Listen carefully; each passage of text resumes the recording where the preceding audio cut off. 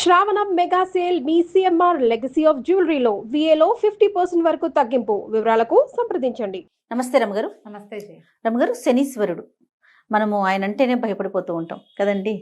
ప్రత్యేక దర్శనాలు మాత్రమే చేసుకుంటాము, ఆలయాలు కూడా చాలా తక్కువ ఉంటాయి. అవును. ఈయనకి సంబంధించి అసలు కథ ఏమన్నా ఉందా? ఎందుకు ఈయన భయపెట్టేస్తున్నాడు జనాన్ని?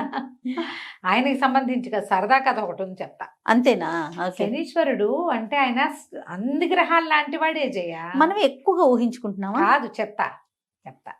శనీశ్వరుడు అంటే ఈశ్వరుడు అంటాం, ఈశ్వరుడు కాదు, శనైశ్వరుడు. మెల్లిగా నడుస్తాడు. మనకి అందరూ వెళ్ళిపోతారు. నవగ్రహాలు మన వీటిలలో ఉంటాయి. మన జాతక చక్రంలో మన దశల్లో 9 మందికి ఉంటాయి. అన్నీ ప్రధానికి టైం ఉంటుంది. ఈయన స్లోగా వెళ్తాడు, దశ నడవదు. పైగా ఈ శనిలో అర్ధాష్టమ శని అని, అష్టమ శని అని, ఏలినాటి శని అని, ఏవో బోల్డ్ పేర్లు. అవునవునవును. ఈ దశలో ఏంటంటే పని అవ్వదు, ఏది నజ్జుగా ఉంటుంది. బద్ధకంగా ఉంటారు మనుషులు, లెథర్జికల్ గా ఉంటారు. వీళ్ళకి పనిచేసే వాళ్ళకి బద్ధకమే వస్తుంది. వీళ్ళకి ఏది అవ్వదు, పని అవ్వదు, చదువు అవ్వదు, పెళ్ళి అవ్వదు, అన్ని స్లో. అట్లా కష్టం అన్నమాట. వ్యాపారాలు నడవకుండా ఉంటాయి, విద్యాభ్యాసం నడవకుండా ఉంటుంది, స్లోగా నడుస్తుంది. పోతూ శని మంచి చేసి పోతాడు, అలాంటివి కూడా చెప్తారు పెద్దవాళ్ళు. శని దశ ముగిసేటప్పుడు మంచి చేస్తాడు, చాలా విసిగించేస్తాడు, కానీ చివరికి వెళ్ళాక మంచి చేసి వెళ్తాడు. ఏవేవేవో చెప్పుకుంటారు. అయితే జ్యోతిష పండితులు తమ దశా విశేషాలను చూసుకుంటారు కదా, దానికి తగినవేవో ఏ ప్రతిక్రియ చేసుకున్నా పోగొట్టుకోలేరు, తగ్గించుకోగలుగుతాం. ఎలా మనం కర్మ చెప్పుకుంటామా? అవునవును. కర్మల్ని పోగొట్టుకోలేము. కర్మవశాత్తు జరగాల్సినవి జరుగుతాయి, మెడ దిగిపోకుండా వేలు దిగుతుంది అంతే. దానికి ఏం చేస్తాము? పుణ్యకార్యాలు, ఓ పూజా విధానము, ఒక క్షేత్ర దర్శనము, ఓ దానము. ప్రతి శనివారం గుళ్ళోకి వెళ్ళిపోవటం, శనివారం ఉపవాసం ఉంటాం, అంతే. నువ్వుల నూనె దానం చేయటం, నువ్వులు ఎవరికైనా పంచి పెట్టడం, శని క్షేత్రాలు ఏ ఉన్నాయో అక్కడ శివుడికి రుద్రాభిషేకం చేసుకోవటం, శనికి తైలాభిషేకం చేయించటం, ఇట్లా ఏవో చేయించుకుని ఏదో కొంచెం ఇదిగా నడుస్తారు. పాత ఒక చందమామ కథ ఉంది, చెప్తాను చూడు. ఓకే అండి. పూర్వం ఒక ఊళ్ళోనట ఒక జ్యోతిష్య పండితుడు ఉండేవాడు. ఆయన ఎప్పటికప్పుడు బాగా అందరికీ జ్యోతిష్యం చెప్పేవారు. జ్యోతిష్యం చెప్పి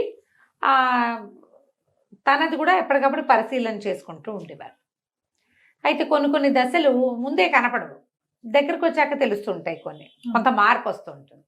సరే, ఈయన ఒకసారి ప్రశ్న వేసుకుని చూసుకుని, నాకు తనకి ఏలినాటి శని రాబోతోందని 7 సంవత్సరాల శని తెలుసుకున్నాడు. శనిని ఎలాగైనా మేనేజ్ చేయాలనుకుని ఆయన ఇల్లు వాకిలి పెళ్ళాం పిల్లలకు అప్పచెప్పి ఎక్కడికో పోయి తపస్సు చేయటం మొదలుపెట్టాడు శనీశ్వరుడు కోసం. బోల్డ్ రోజులు తపస్సు చేశాక శనీశ్వరుడు ప్రత్యక్షమయ్యాడు. ఏమిటయ్యా భలేవాడివి, నా కోసం ఎవరు తపస్సు చేయరు, నువ్వేమిటో నా కోసం తపస్సు చేసావు, భలే వింతగా ఉంది, ఏమిటో చెప్పు నీ సంగతి అన్నాడు.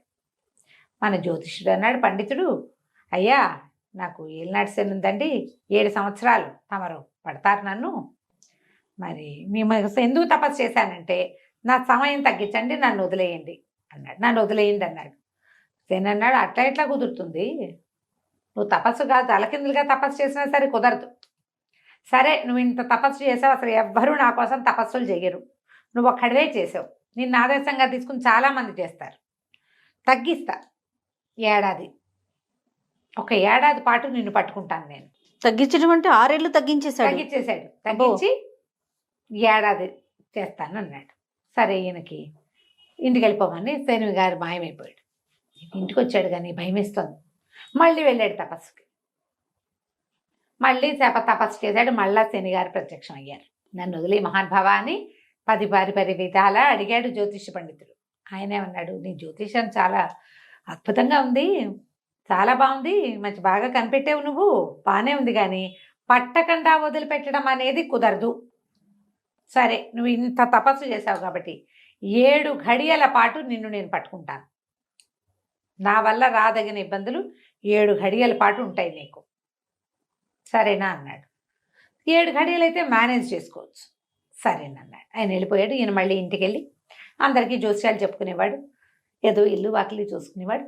రోజులు గడిపేసరికి మెల్లిగా కౌంట్ చేసుకోగా క్రమంగా ఆయనకి తెలిసింది, ఇక రేపే మన 7 ఘడియలు సమయం, శని పట్టుకోవాల్సిన సమయం వచ్చేసింది. ఆయన అంత కీన్గా చూసుకోగలడు, గ్రహాల కదలికలు అంత చదవగలడు ఆయన.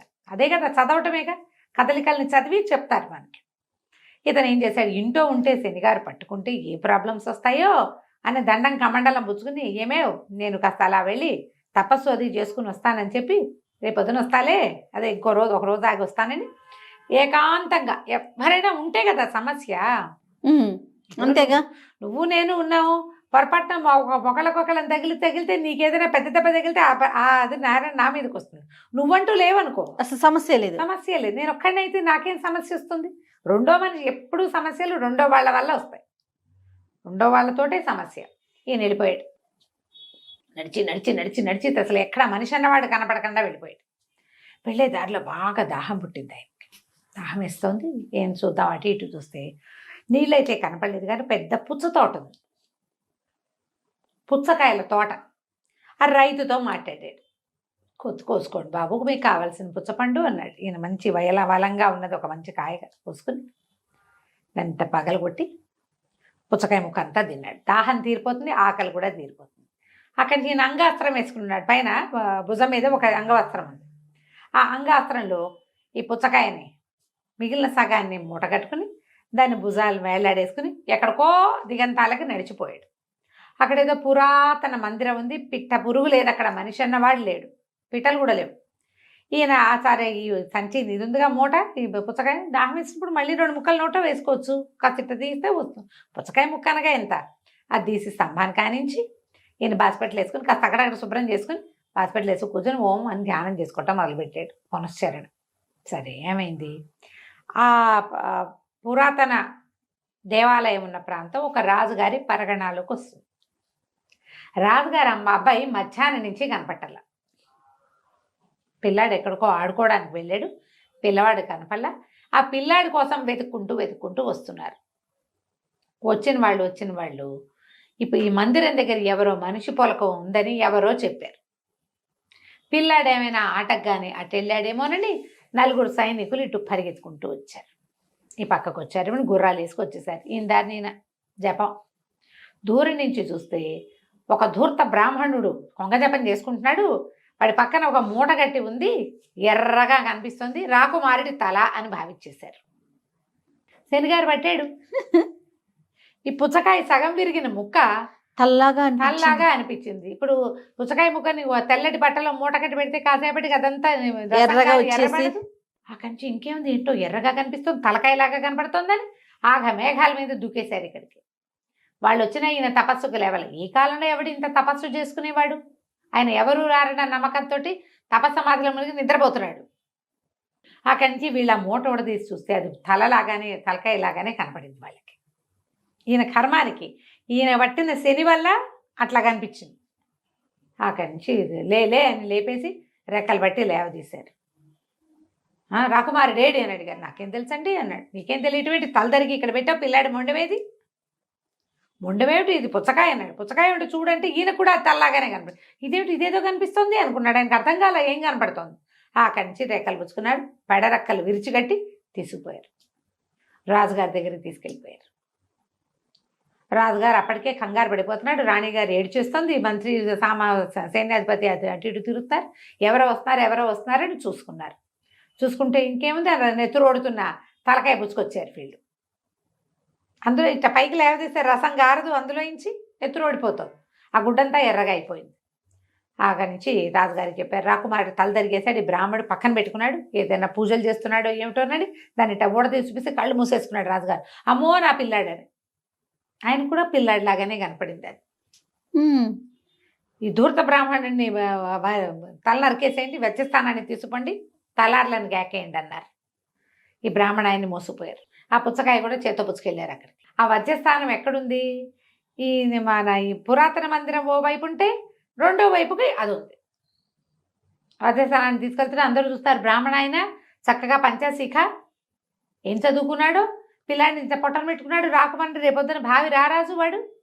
అయ్యో అయ్యో అని ప్రజలంతా హాహాకారాలు చేస్తున్నారు. ఈయనకి ఏం చేయాలో జపం మర్చిపోయాడు. లెక్కెట్టుకోవడానికి ఏమి బుర్ర కూడా పనిచేయట్లా. లెక్క పెట్టుకుని శని ఇది మనని పట్టింది అది తెలియలా, ఇంకా ఎర్రీ కుర్రీ తెలీదు ఆ శని దశలో. అక్కడి నుంచి వజ్రస్థానానికి తీసుకెళ్ళిపోయేసరికల్లా హాయ్ భలే ఉంది అని చప్పట్లు వినపడ్డాయి. తీరా చూస్తే రాకుమారుడు ఉంచున్నాడు అక్కడ. ఆ పిల్లాడు అదంతా తిరిగి తిరిగి ఆడుతూ ఆ వజ్రస్థానం దగ్గరికి చేరాడు. వచ్చాడు. ఈయన్ని పైకి ఎక్కించి 2 చేతులు కట్టేసి పైకి ఎక్కిస్తుంటే భలే భలే అని చప్పట్లు కొడుతున్నాడు.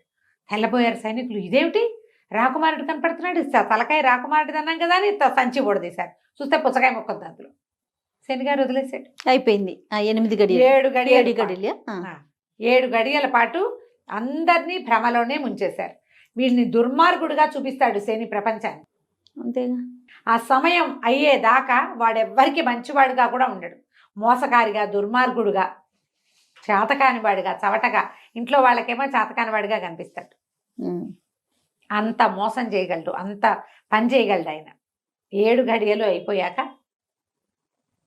అక్కడి నుంచి రాజుగారు పరిగెత్తుకొచ్చి, మమ్మల్ని క్షమించండి, ఏమిటో ఈ పుచ్చకాయ ముక్కని మేము రాకుమారి తలగా భావించాం, పిల్లాడు సైతలా మాకు శుభ్రంగా క్షేమంగా ఉన్నాడు అని దండం పెట్టాడు. దండం పెడితే ఈయన అన్నాడు, తందేముందిలేండి ప్రభు, పోయిన మతి తిరిగి వచ్చింది, తప్పిపోయిన పిల్లవాడు తిరిగి వచ్చాడు, తల పుచ్చకాయగా మారిపోయింది, శని తొలగిపోయాడు అనేసరికి శని ఏమిటండి అన్నాడు. అంటే ఈయన తన కథ అంతా చెప్పండి, నేను ఒక జ్యోతిష పండితుడిని, 7 సంవత్సరాల శనిని తప్పించుకోవడానికి దాన్ని ఏడాదిని 7 గడియలుగా మార్పించుకున్నాను. ఆ 7 గడియల కాలంలోనే నేను ఇలాగా పట్టుబడాల్సి వచ్చింది, ఇట్లా దుర్మార్గుడిగా ప్రజలందరితోటి మాట పడాల్సి వచ్చింది, ఏదో ఒకటి చేసే ఉంటాననే మాట మోసుకోవాల్సిందే నేను అనేసరికి రాజు ఆశ్చర్యపడి, ఏంటి అంత కరెక్ట్గా తెలుస్తుందండి మీకు అన్నాడు. అక్షరాలా తెలుస్తుంది ఆయన, నీ కొడుకు మీద ఉన్న పీడ కూడా తొలగిపోయింది, వాడు చచ్చిపోయాడని మీరందరూ ఏడ్చారు, వాడికి ఉన్న పీడ పోయింది అనేసరికి రాజు ఎంతో సంతోషించి, మీకు ఎంత విద్వత్తు ఉందండి, మీరు రండి, మిమ్మల్ని మా ఆస్థాన విద్వాంసుని చేసుకుంటాం.